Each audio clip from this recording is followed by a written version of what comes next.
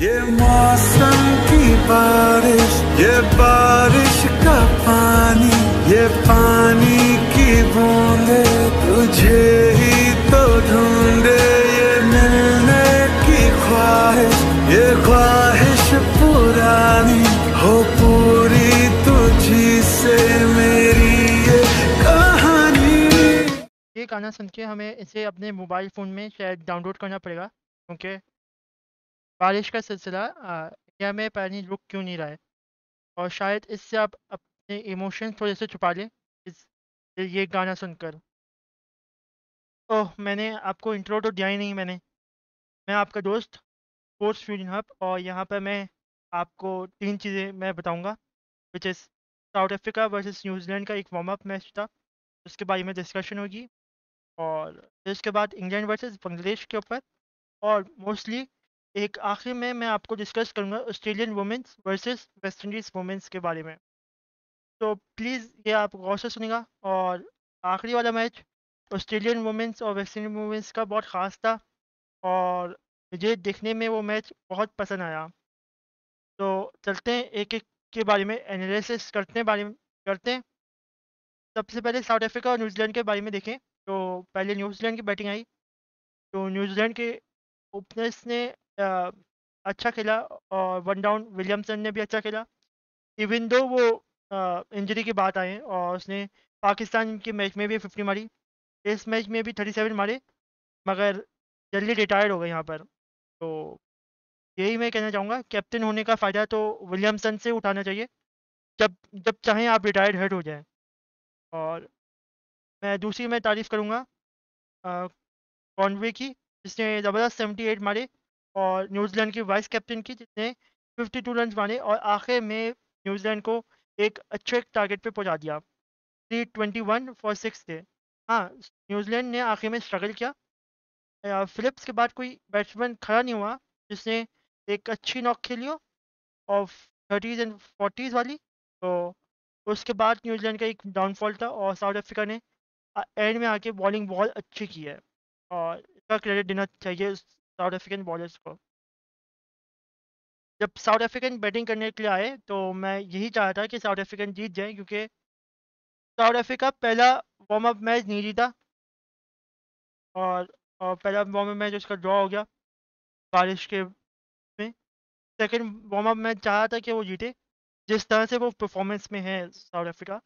अगर आप world cup से before world cup warm up matches से पहले एक आप साउथ अफ्रीका की वनडे सीरीज देखेंगे वर्सेस ऑस्ट्रेलिया, तो वहाँ पर 3-2 साउथ अफ्रीका जीत किया है, और अच्छे मार्जिन से जीता है। 100 रन के ऊपर की भी मार्जिन से जीता है साउथ अफ्रीका। तो मैं साउथ अफ्रीका को सपोर्ट करता कि साउथ अफ्रीका जीते, और बिफोर द वर्ल्ड कप एक अच्छी साइड दिखे हमें south Africa in the world cup. और दिखी भी। उनके जो ओपनर था डिकॉक, उसने 84 रन मारे, और वो नॉट आउट था, और वो बहुत अच्छे इनिंग्स खेल रहा था। आखिर में निशम ने बहुत अच्छी बॉलिंग कराई, स्लो वन के साथ आपकी शॉट ऑफ लेंथ गेंद कराई, और बिल्कुल रोका उसने। तो मुझे लग रहा था कि वो बॉलर काफ़ी विकेट ले लेगा, और साउथ अफ्रीका को एक डेंट मारेगा, क्योंकि साउथ अफ्रीका ऑलमोस्ट 200 किया हुआ था विद 4 विकेट्स डाउन। तो साउथ अफ्रीका थोड़ा सा पीछे था इन विकेट्स। तो साउथ अफ्रीका को ये वापस से एक चेज़ करना था अच्छा खासा, और विकेट्स भी नहीं गिरानी थी, क्योंकि अगर विकेट्स गिर जाती वहाँ पर, तो वहाँ पर तेज़ एक्सपोज हो जाती है। तो ये साउथ अफ्रीका का मसला था वहाँ पर, और मुझे लगा कि निशम वहाँ पर एक्सपोज कर देगा साउथ अफ्रीका को, मगर एक्सपोज किसी और ने किया, वो थी बारिश। बारिश का ऐसा लगता है कि बारिश एक सबसे बड़ी एनिमी हो गई है in the whole world cup and Asia cup. और साउथ अफ्रीका का तो 36 का आंकड़ा है बारिश से, क्योंकि जब जब बारिश होती है तो साउथ अफ्रीका हारता है, और वो हारता है ड्यू टू DRS सिस्टम, और पता नहीं कैसे सिस्टम है। आज भी साउथ अफ्रीका 7 रन से हार गया, इवन दो साउथ अफ्रीका की बहुत अच्छा दिख रहा था। आई थिंक 20 ओवर में कोई 7.58 का रन चाहिए था, और मिलर और डिकॉक दोनों खड़े हुए थे। तो 7 to 8 का रन इन 20 ओवर्स तो कुछ भी नहीं है बनाने के लिए। तो वहाँ पर साउथ अफ्रीका DRS से हार गया। तो ये आई थिंक बारिश में कोई पर्सनल प्रॉब्लम है साउथ अफ्रीका के साथ। अब मैं जाऊँगा कि बांग्लादेश और इंग्लैंड का। इंग्लैंड बहुत अच्छे फॉर्म में है, मानना पड़ेगा आपको। और बांग्लादेश ने इंडिया के साथ मैच जीता, बट जो सीरीज थी बिफोर द वर्ल्ड कप वो हार गया न्यूजीलैंड के साथ।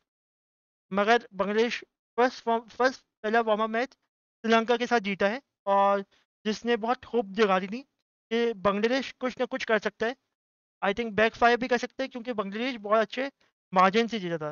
आई थिंक 7 विकेट से जीता था बांग्लादेश, तो बांग्लादेश से होप बढ़ गई नहीं। बट जब बांग्लादेश को पहली बैटिंग दी, और इवन दो बारिश की वजह से पूरा 50 ओवर भी नहीं हुआ, 37 ओवर हुआ, तो मैंने कहा यार 37 ओवर में ऑलमोस्ट 320 वाली सिचुएशन बन गई है, तो बांग्लादेश अच्छा खेलेगा, मार धार करेगा, अच्छा रन स्कोर करेगा, 250 प्लस रन स्कोर करेगा और अच्छा टारगेट देगा।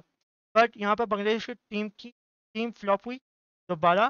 सिर्फ एक दो यंगस्टर्स खेले, मेहदी हसन और तस्कीन हसन खेले। मेहदी हसन ने 74 की, तस्कीन ने आई थिंक 50 की, और दोनों यंग बैट्समैन थे बांग्लादेश के। ये अच्छा साइन है कि यंग बैट्समैन आपके लिए स्कोर कर रहे हैं। बट ओवरऑल अगर देखा जाए तो बांग्लादेश की बैटिंग फ्लॉप गई है, और बांग्लादेश को समझ नहीं आया कि मैं पेसर्स को कैसे खेलना है, इवन के स्पिनर्स को कैसे खेलना है। यहाँ पर इंग्लैंड ने बहुत सारे एक्सपेरिमेंट किए हैं। लिविंगस्टन को दिया ओवर, कभी मोइन अली के सिर्फ 2 ओवर करवाए हैं, आदिल रशीद के 5 ओवर करवाए हैं, और बड़े बड़े बॉलर्स के, अच्छे बॉलर्स के 4 ओवर या 5 ओवर करवाए हैं, और एक यंग सा बॉलर को और खिलाया हुआ था। तो ये एक्सपेरिमेंट किया इंग्लैंड ने, तो ये इंग्लैंड की नेचुरल बॉलिंग लाइनअप थी नहीं जिस पे उन्होंने स्कोर किया। तो बांग्लादेश को फिर से गेयर अप करना पड़ेगा और एक अच्छी इनिंग खेलनी पड़ेगी दोबारा, और स्पेशली बैटिंग का देखना पड़ेगा यहाँ पर।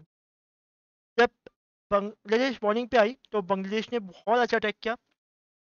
इंग्लैंड और ऑस्ट्रेलिया ऐसी दो टीमें हैं जो एग्रेसिव खेलती हैं बहुत, और वो परवाह नहीं करती विकेट्स की। तो ये चीज़ बांग्लादेश ने बहुत अच्छी तरीके से एक्सप्लॉइट की ऑफ इंग्लैंड। यहाँ पर 120 पे 5 आउट किए हुए थे, और बहुत आई थिंक हलक में मैच लेके आए थे इंग्लैंड के लिए। और शायद एक और बाउंसर पे शकीब ने बॉल की थी जिसकी वजह से कट निकला था, और तस्की तस्कीन से एक कैच ड्रॉप हो गया वहाँ पर। इवन कि वो कैच ड्रॉप भी हो गया, और वो पता नहीं वो चौका भी हो गया वहाँ पर। पता नहीं वो क्या कर रहे थे, क्या सोच रहे थे। वहाँ पर चौका हुआ तो ऐसा लगा था कि वो स्नो पे वो खेल रहे हैं, स्लाइडिंग कर रहे हैं, तो ऐसा लगा।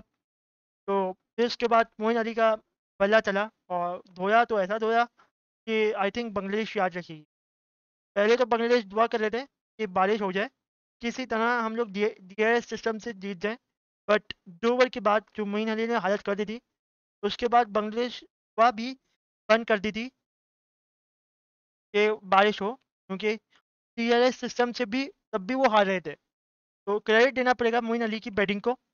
और मोइन अली ने जैसे 56 रन बनाए, तो बहुत अच्छे 56 रन बनाए, जिसमें सिक्सेस देखने को मिले, फोर्स देखने को मिले। और दूसरी तरफ फ्लूट थे जिन्होंने परफेक्ट एंकर इनिंग खेली, और उन्होंने ये बताया कि मैं वनडे में क्यों इंपॉर्टेंट हूँ इंग्लैंड के लिए। अगर इंग्लैंड सारे सारे के सारे हैवी हार्ट हिटर्स हैं, तो फ्लूट का बनता है कि वो इंग्लैंड की टीम को लेके चलते हैं। जैसे इंडिया से विराट कोहली हो गया, पाकिस्तान से बाबर आजम हो गया, ऐसे ही रूट हैं इंग्लैंड के। अब मैं बात करूँगा one of the special match जो मुझे अच्छा लगा। पहली दफ़ा मैंने ज़िंदगी में वुमेंस क्रिकेट देखा मैंने, और मैंने ये पूरा मैच देखा, और ये मैच मुझे सबसे अच्छा लगा इन दोनों मैचेस से। वो था Australian women versus West Indies women. जब मैंने वेस्ट इंडीज़ वुमेन का नाम सुना तो मैंने यही सोचा कि ऑस्ट्रेलियन वुमेन आराम से जीतेंगी, जैसे वेस्ट इंडीज़ की हालत है ऑफ क्रिकेट की। मगर मैं यहाँ पर गलत था। यहाँ पर ऑस्ट्रेलिया में मैच हो रहा था सिडनी में, और ऑस्ट्रेलिया 1-0 से आगे था, तो मैं ऑस्ट्रेलिया को ही देख रहा था कि ऑस्ट्रेलिया आराम से जीत जाएगा। इवन तो ऑस्ट्रेलिया की पहली बैटिंग थी, और ऑस्ट्रेलिया के टॉप T20 के बैट्समैन थे वहाँ पर टॉप 2, वो जल्दी आउट हो गए। इवन तो वेस्ट इंडीज़ ने बहुत अच्छी फील्डिंग की वहाँ पर, बहुत अच्छा कैच पकड़ा शुरू में, इवन के 7 रन पे 2 आउट कर दिए थे वहाँ पर। बहुत ही स्पेशल बॉलिंग देखने को मिली शुरू के ओवर्स में। और फिर उसके बाद ऑस्ट्रेलिया का ऐसा लगा है कि जादू चला, और किसी तरह से उन्होंने 202 रन बना के वेस्ट इंडीज़ को दे दिए। और ऐसा लगा कि अब वेस्ट इंडीज़ कमबैक नहीं कर पाएगी। मगर अ, आपकी वेस्ट इंडीज़ की टीम का पहली विकेट गिरी शुरू में इन 50s। फिर उसके बाद मैथ्यूज़ आई जिसने 132 रन स्कोर किए इन T20, जो कि बहुत कम देखने को मिलता है इन 2020। तो यहाँ पर यहाँ पर देखने को मिला। और ये पहली दफ़ा सर विलियम रिचर्ड्स वुमेन्स में दिखे मुझे, और बहुत अच्छी इनिंग खेली उन्होंने, और बहुत ही शानदार मैच था ये। और वेस्ट इंडीज़ ने बिल्कुल ऐसा बना लिया था कि जीतने वाली है। 9 बॉलों पे 9 रन चाहिए थे, और फिर उसके बाद ऑस्ट्रेलिया ने क्या कमबैक किया, 2 विकेट लिए और सिर्फ पैसे क्रिएट किए वहाँ पर, और आखिरी बॉल पे वेस्ट इंडीज़ जीती है। तो ये बहुत अच्छा मैच था, और ये याद वन ऑफ द यादगार मैच होगा ऑफ वुमेन्स क्रिकेट। सो मैं ज़रूर रिकमेंड करता हूँ, प्लीज़ इसकी हाईलाइट ज़रूर देखिएगा आप लोग। और फिर उसके बाद एक छोटा सा मासूमा सा सवाल मैं करने की कोशिश करूँगा यहाँ पर, कि कल कल ऑस्ट्रेलिया वर्सेस पाकिस्तान का वार्म अप मैच है वहाँ पर। क्या क्या इफ्तिकार को आपको बॉलिंग देनी चाहिए या देनी चाहिए? तो आप जवाब में हार लिखिएगा, अगर नहीं देनी चाहिए तो जवाब में ना लिखिएगा। और अगर आप ना लिखें तो प्लीज़ उसका एक थोड़ा सा डिटेल भी शेयर करिएगा। मुझे लगता है इफ्तिकार को ज़रूर बॉलिंग देनी चाहिए, क्योंकि आगे अगर हम लोग वर्ल्ड कप पे जाएंगे तो हमें इफ्तिकार की बहुत ज़रूरत पड़ेगी एज अ बॉलर। तो मैं इफ्तिकार को एज अ बॉलर भी देखता हूँ। तो ज़रूर अपना जवाब कमेंट बॉक्स में शेयर करिएगा, और मैं यहाँ पे चलता हूँ। तब बखैर, अल्लाह हाफ़िज़ एंड बाय।